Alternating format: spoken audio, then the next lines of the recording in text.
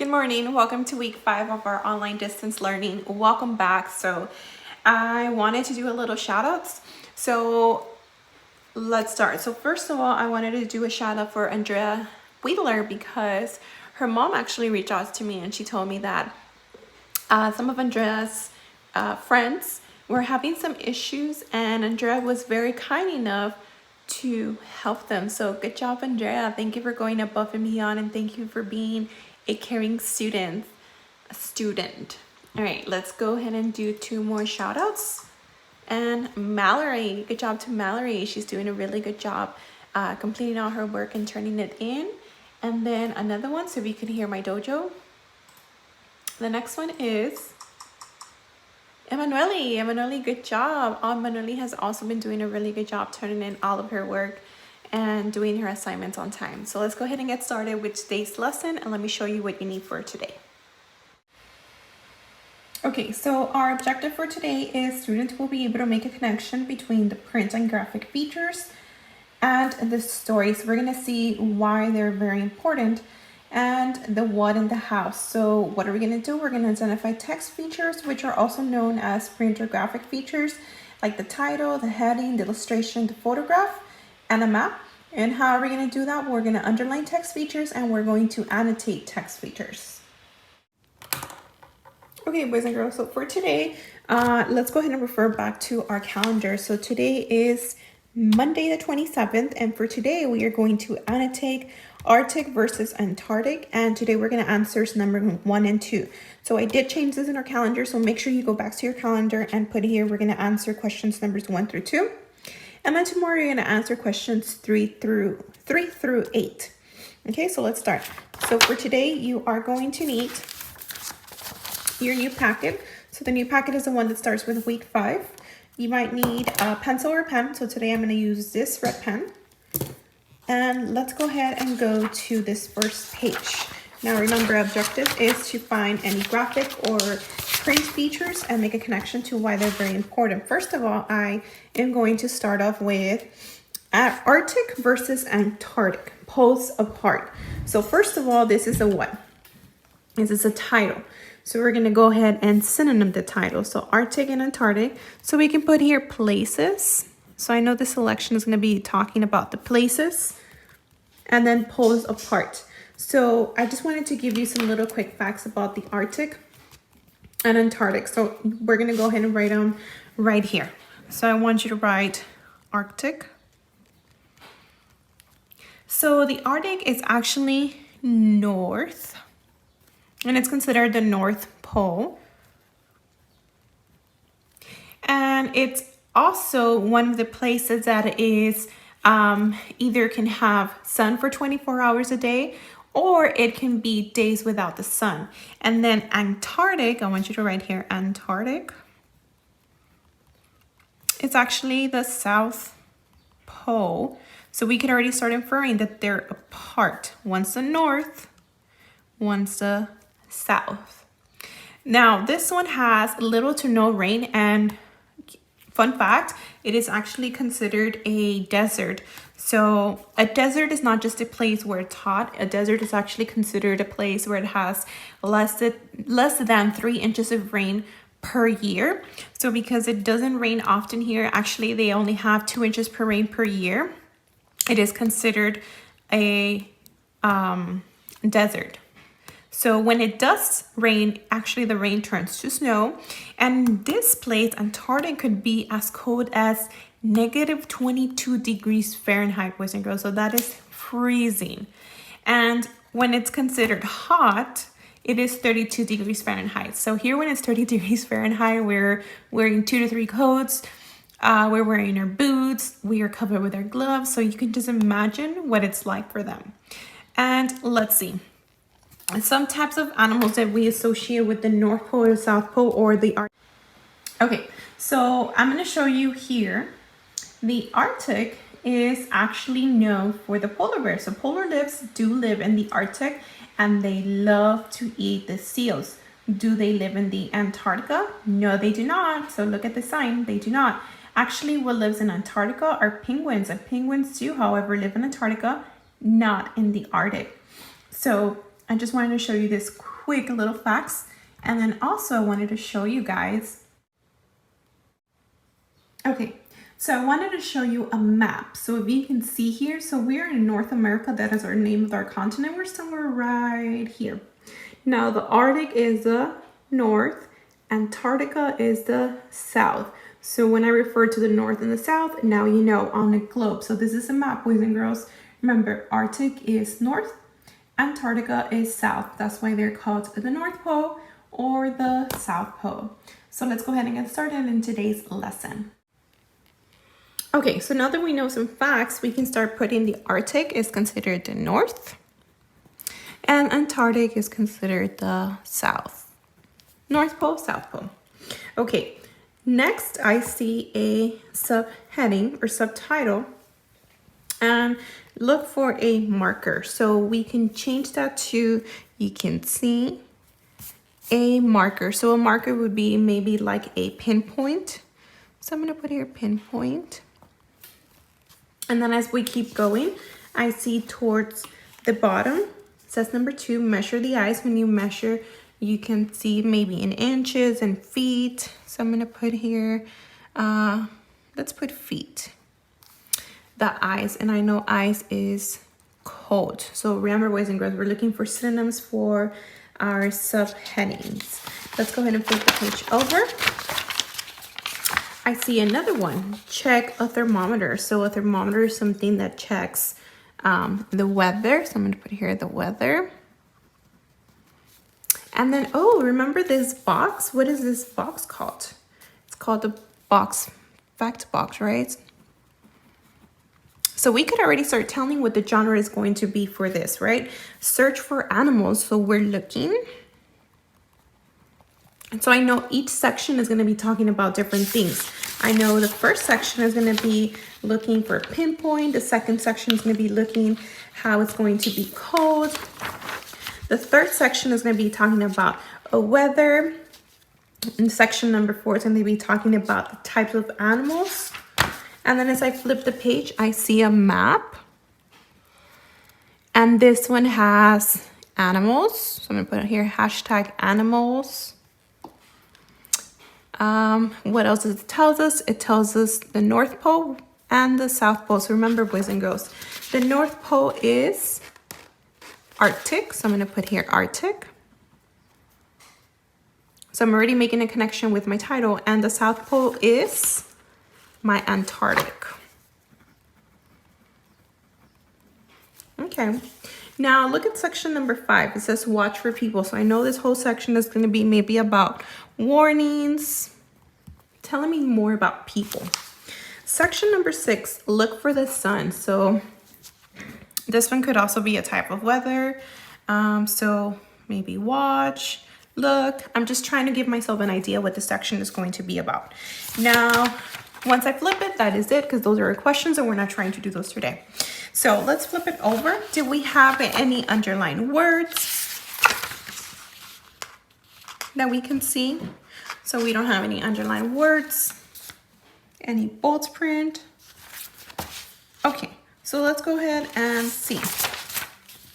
So the genre, boys and girls, what do you think the genre is going to be? Since this is true, it did give me a fact box. And it also gave me subheadings. So the genre is informational. So I'm going to get you started for today. Because remember, today our objective is to read. So I get you started in the annotations. And then you're going to do questions 1 and 2. Okay? So let's go ahead and get started. Arctic versus Antarctic poles apart. So I know it's going to be talking about the North Pole and the South Pole. Section 1 or paragraph 1, imagine that someone put a blindfold on you, spun you around and took you either to the North Pole or the South Pole. Why am I underlining that? Because I'm already making a connection to my title. When you arrived and took off your blindfold, how would you know where you were? Aren't both poles alike? So I'm going to put hashtag poles are alike. Number 2, no, they're not. Here's how to tell the two poles apart. Oh, they're going to tell me the differences. Okay, now let's look at that whole section for number 1. Okay, I apologize. I Somehow my computer wasn't recording. So let's go ahead and start here. So look for a marker. So I know a marker is a pinpoint, and this is something that talks about in any type of mat. So it doesn't mean a highlighter. It means more how to mark a place in a map. So Earth spins on its axis. So I underlined Earth spins an axis. This is an imaginary line that runs through its center. So what is this? It's an imaginary line and it runs through the center. So it doesn't mean the line is real, it's just imaginary. The 2 points where the line would stick out of Earth, if the line were real, are called the poles, the north and the south. So I went ahead and boxed that in because it's talking about the 2 poles, the north and the south pole. And just for making a connection to my title, I know that the North Pole is called Antarctic and the South Pole is called Antarctic. Sorry, the North Pole is Arctic, South Pole is Antarctic. And my hashtag was North and South Pole. So I know that they are alike, but I know there's also differences. And now they told me that there is an imaginary line. Let's go to paragraph 4. So paragraph 4, on a globe you can find the poles easily. So if I was to show you a globe just like I did previously, you're able to see the North and the South Pole. They are usually where the globes are. The globe is connected to the stand, but it's not easy to find the poles on Earth itself. So on globe, we're easily able to say, oh, this is the North. The North has a North Pole, which is Arctic, and the South is the South Pole, which is Antarctic. However, they're saying here on Earth, it's a little bit different. Now, for hashtag, I put easy to see on a map because that's what they told me. It's very easy on a map on a globe. Now, let's go to section 5, paragraph 5. The South Pole is marked. So I know immediately the main idea of this whole section is going to be about the South Pole. And they're going to give me details about that. So I did box in South Pole. The marker sits on a glacier. So I underline a glacier, which is on a mountain of the continent of Antarctica. So how do they mark the South Pole? They put a little marker and it sits on a glacier that's on top of a mountain. And now I know that the South Pole is in the continent of Antarctica. The ice flows downhill about an inch a day. So a new pole marker is placed at the real South Pole each year. So it does move a little bit, but they're able to put it back to the real South Pole each year. So I'm going to put here hashtag marking the South Pole because this whole section was about the South Pole. What about it? How they mark it. Section 6. But there's no marker at the North Pole. Oh, I know immediately right away that my main idea for the section is going to be about the North Pole. First they told me about the South Pole. Now they're going to tell me about the North Pole. Even if someone stuck on in the ice, it wouldn't stay in one spot for very long. The ice at the North Pole is always moving, breaking up and shifting around. So can they mark the North Pole how they did the South Pole? No, they cannot. Let's see. And it's always moving, breaking, and shifting around. So I underline always moving, breaking, and shifting because the ice never stays there. It's always moving, shifting, or floating around. That's because the ice at the North Pole is floating on the Arctic Sea. So that's a huge difference, boys and girls. The South Pole can be marked while the North Pole cannot be marked. So my hashtag is can't mark North Pole. Okay, so now we're in section 2, which is going to be talking all about measuring the ice. Okay, so remember, point 1 or section 1 was all about how to locate the North Pole and South Pole, while section 2 is going to be all about measuring. Okay, so let's start paragraph 7. Drill or dig down into the ice. So they could either drill or dig down into the ice. We know that the North Pole and South Pole are very cold, so therefore there is ice. Using only 3 or 4 yardsticks, you can measure the ice under your feet at the North Pole. So this one's talking about the North Pole. So remember, boys and girls, remember that yardstick I used to have in my classroom that sometimes either me, Miss Medina, or Miss Hernandez would use to turn on the little the overhead projector. So that is a yardstick. So a yardstick would be approximately 3 feet So that's what they're talking about. So using only 3 or 4 yardsticks, so you need 3 or 4 of them, you can measure the ice under your feet at the North Pole. So if we were standing at the North Pole and we were to put 3 or 4 yardsticks there, we should be able to measure them.